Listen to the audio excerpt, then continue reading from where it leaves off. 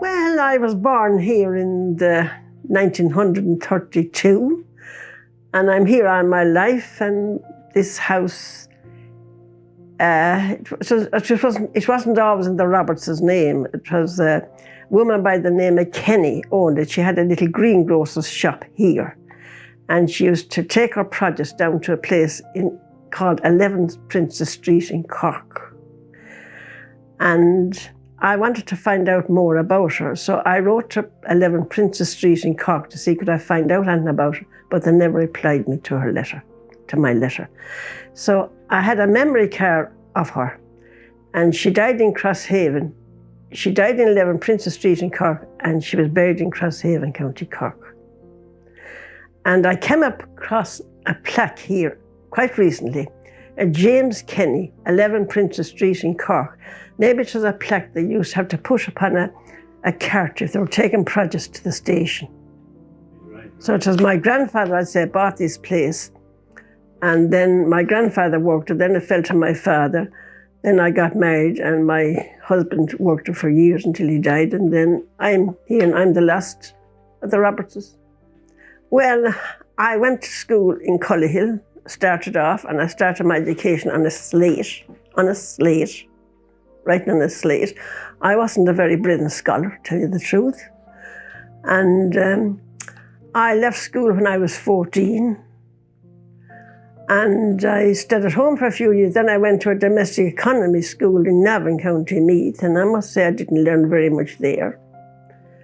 So I had two sisters. One of them, my eldest sister, May, she became a nun. She died in 1964 sometime. Agnes then, that you met here yesterday, she was a brilliant student. She taught for years in the college in Mount Mellick until she retired out of it. I had no brothers. I didn't learn much about history in Cullahill School. At the time, it was geography, history, the Tuatha De Dananns and all this kind of thing that I know nothing about. And the history I learned, it was since I left school that I got it. And the castle here, my address, I have a fine address, and this castle goes back to, it was built around the 1400s for the chieftains of Upper Ossory at the time. They were the McGillipatricks at the time. And Cromwell shelled it whenever he did. But this castle then was left in ruins in the 1600s.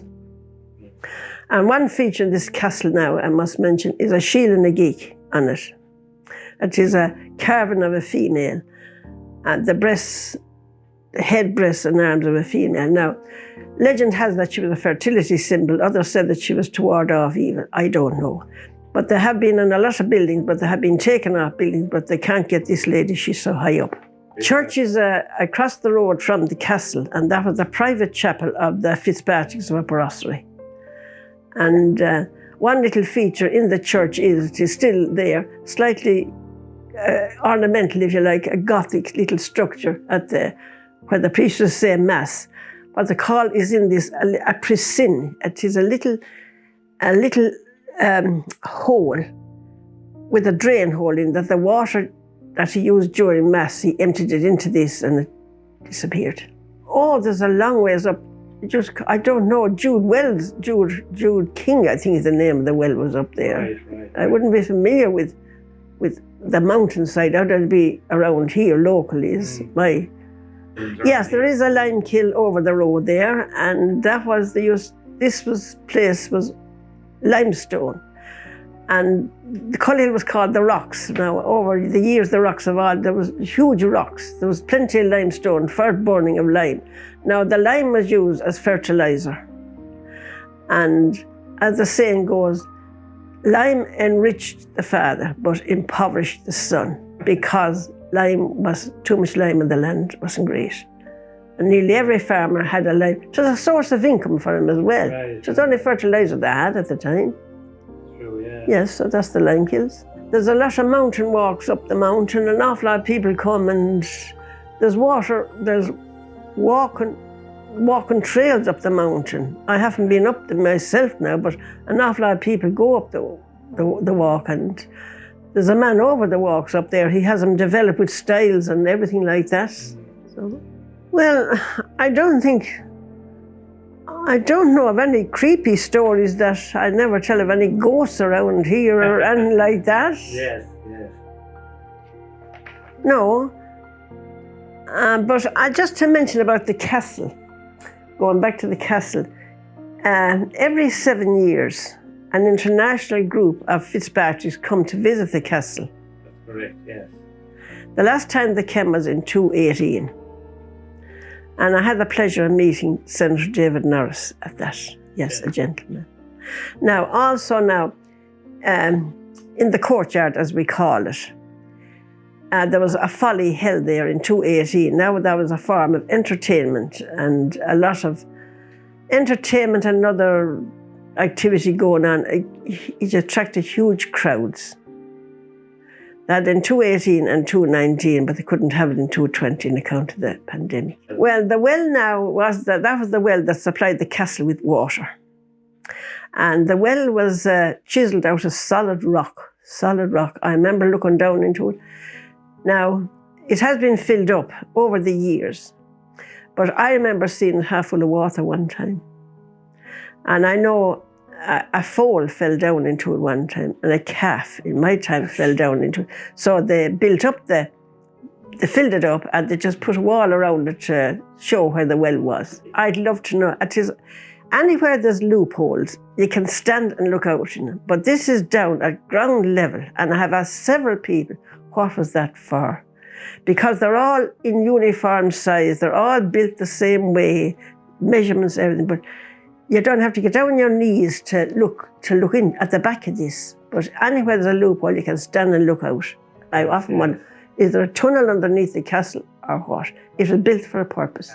Well, Bows would be a long ways away, but I wouldn't be surprised if there was a tunnel from the castle to the church.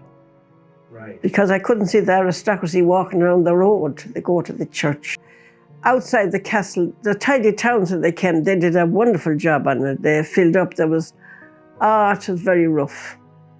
And my father one time used to, when he used to grow a beet, he had a place like for healing up the beet until the lorry would come and collect it, you see. Mm-hmm. And a lot of travellers used to come around, and they used to graze their horses on it. And it was a kind of a camping place for the travellers at the time. Yeah. I'll tell you this, hard work, and I'll tell you this, and I'm not ashamed to say it, that my front loader was a wheelbarrow. And my tractor was a wheelbarrow, and my front loader was a shovel. And there's no work I didn't do. And there's no work I wouldn't attack today except to get up on a ladder.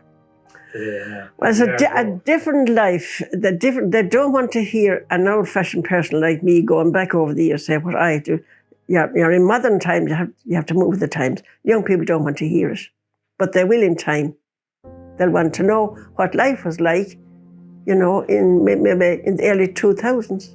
Teenager. Well, I tell people the way that technology has gone today, I say that I don't belong to this world anymore because I wouldn't be able to keep up to it.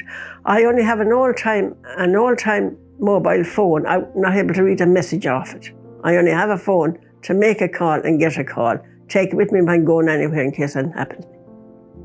Modern technology, no, I'm gone past learning. Oh, you're not. No, I can't gone past learning. The world has changed since I was young. Did they do all right? They done great. Thanks. Anyway, that's it. We kept